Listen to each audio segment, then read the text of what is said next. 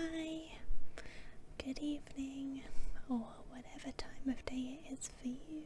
Tonight I'm going to be doing another read through of some League of Legends lore.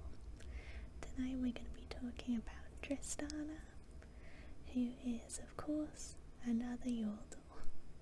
I seem to have done all Yordles so far, but I love Yordles. I just find them so cute and fun. I love talking about the Yordles and playing Yordles. As I said before, I mostly play Lulu at the moment, with some other ones combined. So far I've spoken about Lulu, Six and Fireguard, which are the three Yordles that I enjoy playing. Now we're moving on to Tristana, who I really haven't played much of. Or to be honest, even playing support, I haven't seen too much of her as my ADC, but obviously seen a lot of pro play with her.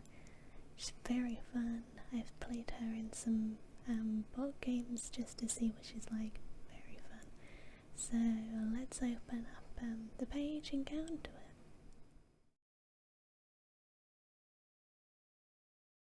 It's taken me a little bit of time to actually find Tristana's story. It seems to be completely hidden, and I feel like I've gone on an expedition just to find this, but we're here now, which is the good news. And of course, back in Bandle City, here we go. Like most Yordles, Tristana was always fascinated by the world beyond Bandle City. She travelled far and wide, full of wonder and enthusiasm for the varied places, people and creatures she encountered. Using the hidden pathways that only Yordles know, she explored the length and breadth of the material realm, remaining mostly unseen. She witnessed such breathtaking sights such as... No, I even said that wrong. I read it wrong and said it wrong. She witnessed such breathtaking sights as ice trolls. Oh. At first I thought it said ice rolls. I imagined an ice cream roll. Maybe like what are they called? Like a roly-poly with ice cream. What are they called? I can't remember what they're called. Anyway, that's not in the story. I'll read the whole paragraph again. She witnessed such breathtaking sights as ice trolls migrating across the flows of the far north beneath kaleidoscopic auroras. Wow, that sounds amazing. She marvelled as warships blasted each other to pieces in naval battles that churned the seas. She watched awestruck as great armies marched with unity and precision, incredibly strange concepts to a Yordle, across the endless sands of the south. But Tristana's carefree, wandering ways changed the day she witnessed the destruction of Bandlewood. These places are steeped in the magic of the gateways that grow around, giving Yordles a safe haven for the world. Tristana, dozing in the dappled sunshine, was shaken awake as the trees around her began to burn and topple. A warband of armoured marauders rampaged through the woodland with fire and axes, led by a sorcerer wreathed in dark energy. Tristana hid in horror. The sorcerer focused his power upon the portal at the heart of the Bandlewood, speaking one final utterance. There's already so many long, confusing words. It's gonna be a hard one. Her ears still ringing with pain, Tristana watched the gateway collapse, never to be opened again. The ripples of the destruction were felt in Bandle City itself, causing great despair among the Yordles. Tristana had never experienced anything like the pain of this loss, or the guilt she felt for not acting. Never again would she allow such a terrible thing to happen.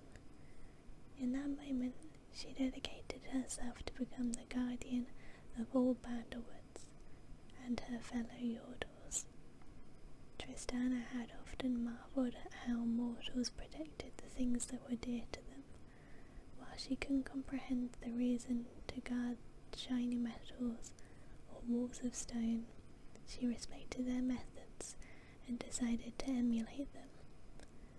Other Yordles watched with curiosity as she took to marching around the borders of Bandle City, stern-faced and watching out for danger.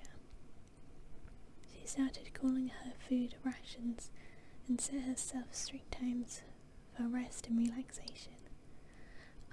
That kind of makes sense. That goes along with the aesthetic, in her uniform with her gun. But something was missing. In her travels, she had seen many powerful inventions, including the black powder cannons of bilge water. Inspired by them, she collected enough precious metal discs to commission a gun suited to her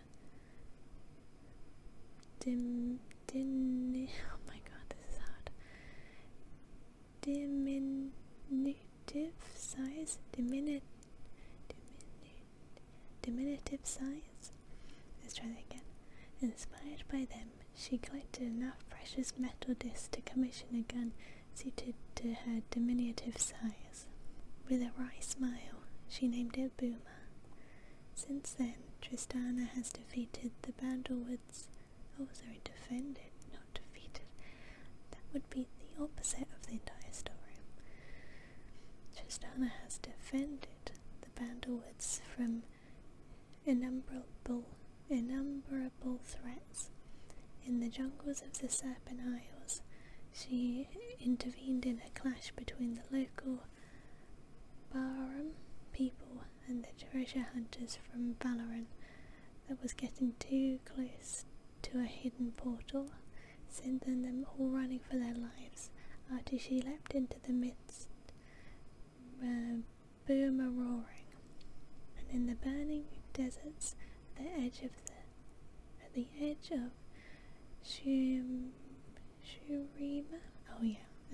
Shurima, she destroyed a void horror after it began consuming a secret Bandlewood oasis, killing it with an explosive bomb down the gullet.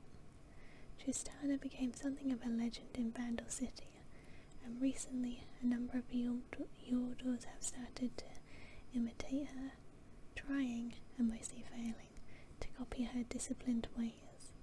Some even have weapons mimicking Boomer constructed for them by the scrappy inventor Rumble, who is always seeking to win Tristana's approval.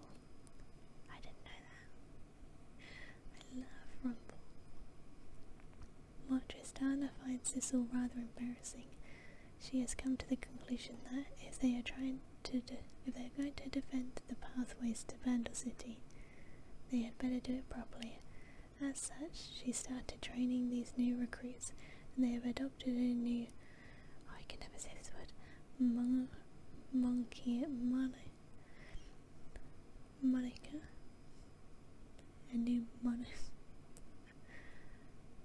a new name, the Bandle Gunners.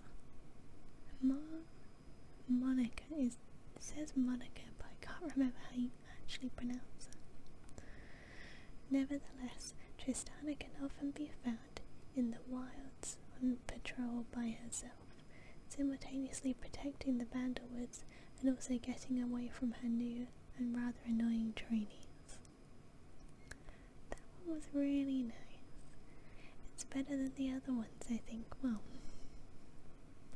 okay, I guess I can see it more realistically than the other ones.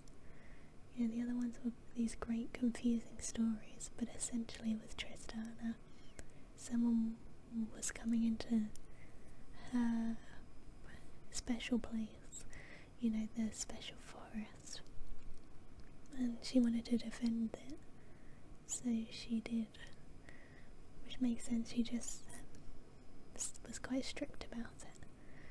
Oh, it was interesting. Well, I think we have a story as well. Let's have a look.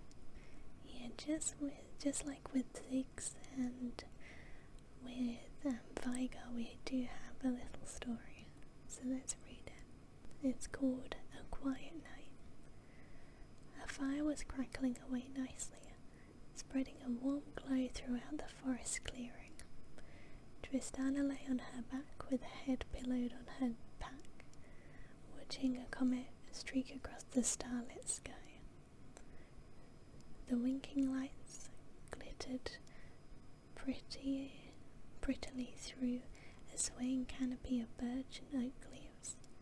The humans liked to name their patterns in the stars. She'd seen some in an old book in Heimerdinger's laboratory, but she decided it'd be more fun to give them names of her own invention. You can be the growling badger, she said, and pointed to one group of stars. And you can be the cheeky changeling. Yes, that's much better than boring names like the warrior or the defender. And anyway, I can't see those ones anymore. Her stomach rumbled and she sat up. Hunger was still something surprising to her, even though she'd ventured beyond Bandle City more than most of her kind. Really? More than most?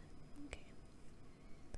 A pair of spitted fish were roasting nicely over the flames, and the smell of them was making her mouth water. She had shot them in the stream to the west of her campsite with a single, exceptionally carefully aimed bullet from her cannon. Not a bad feat of marksmanship, even if she did say so herself. Too bad no one was around to see it. She leaned over and patted the polished drakewood stock of her exquisitely crafted cannon, a weapon any sensible observer would say was far too large for someone of her diminutive stature to even carry, let alone shoot. Let Timo have his cute little blowpipes, eh, Boomer? She told the cannon. I'll stick to something with a bit more oomph, thank you. She definitely has a lot more power than the other yordles, so yeah. The fire crackled in a ring of stones, burning with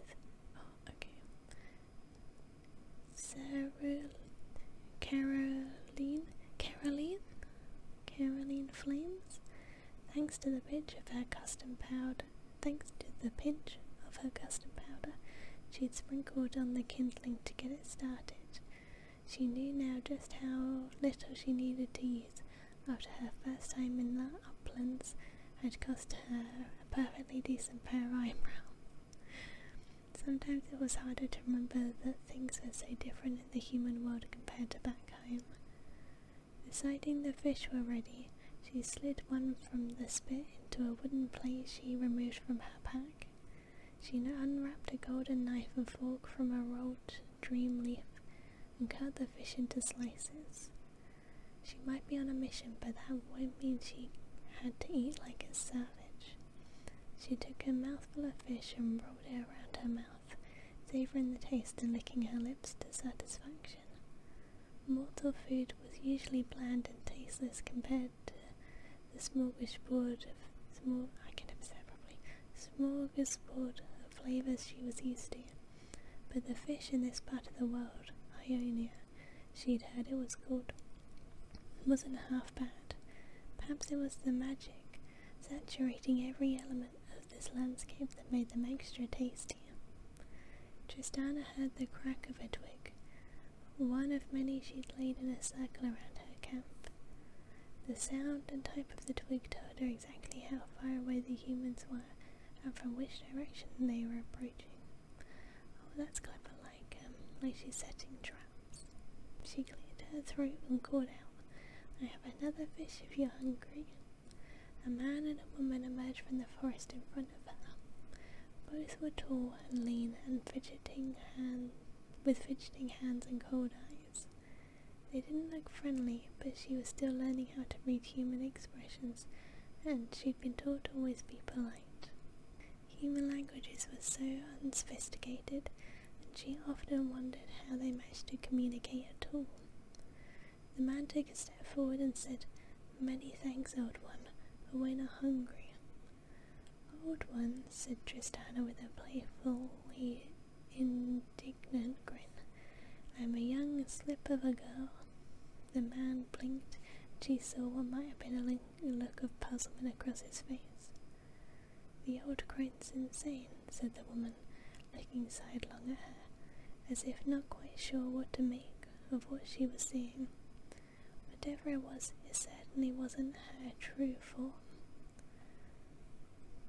You're sure you don't want a bit of fish?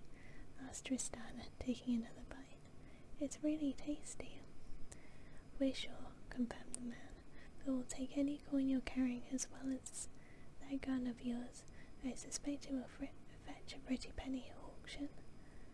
You want to steal my boomer? Said Tristana, sensing movement to either side. You know, I don't see that happening. No, you're alone and there's two of us, said the man. We're bigger than you. Size isn't everything, said Tristana, and there's 4 of you. Why don't you ask your 2 ballet friends to come out? Maybe they're hungry. The woman shook her head. He told you we're alone. Oh, come on, said Tristana. What sort of commander do you think I'd be if I didn't know you had 2 friends in the bushes with arrows aimed at me right now? You came in from the north and split up 100 yards out. There's a fat man to my left and a man with a limp to my right. Good ears for one so old, said the man. I told you, I'm not old, said Tristana. I'm actually pretty young for a yordle. The man's mouth dropped open in surprise. Something of her true nature became apparent to him. Finally, an expression she had no trouble reading. Tristana ducked and rolled to the side as a pair of black, fletched arrows slashed under the undergrowth. They passed harmlessly overhead as she swept up Boomer and clambered around. She fired into the bushes to her right and was rewarded with a cry of pain. Blast off, she said. Vaulting towards the nearest tree and bounding higher, Tristana landed on a branch halfway up its trunk. Another arrow flashed towards her, thudding into the dark, thudding into the bark. A hand span from her head. Hey, you're pretty fast for a human, she said, racking Boomer's crank and priming the barrel with a bunch of shells. She sprang away to another branch as the archer rose from the bushes, the fat one, which almost made it too easy. Tristana somersaulted from tree to tree and fired twice more, both shots causing the man in his meaty thighs. Both shots caught the man in his meaty thighs, and he fell back with a wail, losing his arrow high into the air. Don't be such a baby, she laughed. I barely grazed you. Tristana landed by her fire as the 2 humans she'd first seen brushed her with drawn swords. They were likely fast by human standards, but to her they moved like lumbering giants. Time for some up and over, shouted Tristana, unloading the rest of Boomer's barrel in one almighty blast onto the ground. She gave a wild, whooping yell as she sailed over their heads. Even as she arced through the air, she was reloading. She pushed off the trunk of a tree and spun back onto the ground. She landed right behind the bandits with a giggle. Boom, boom. Tristana fired 2 blasts, and both humans cried out in pain as they each took a wound to the rump. The woman fell flat on her face, beating her breeches as powder burn set them alight. She managed to pick herself up and flee into the bushes with her backside on fire. The man twisted as he dropped onto the ground, scrambling away as she cranked Boomer's loading arm. He was making hand gestures as he probably thought was some form of magical protection. You're no old woman, he said. I keep telling you that, said Tristana. The man opened his mouth to answer, but before he could speak, the loosened from the fat man's bow. The arrow loosed from the fat man's bow finally came down to earth. It thudded onto the man's chest, and he fell back with a look of intense annoyance. The other bandits were dragging themselves away as fast as their wounded limbs would carry them. She let them go, grinning as she gathered up their things before stammering down the fire. "I was just trying to eat my dinner and have a quiet night," she said to herself. "But I guess 4 bandits who wouldn't trouble anyone again soon isn't bad going." Tristana slung Boom over her shoulder and set off once more, whistling a jaunty tune as she looked for more stars to name.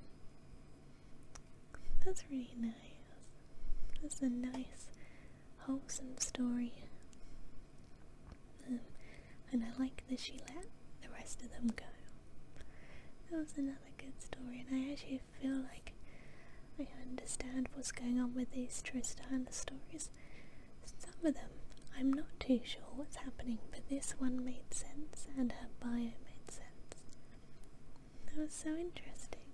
I hope you also found it interesting, or if nothing else, you enjoyed the first minute of the story.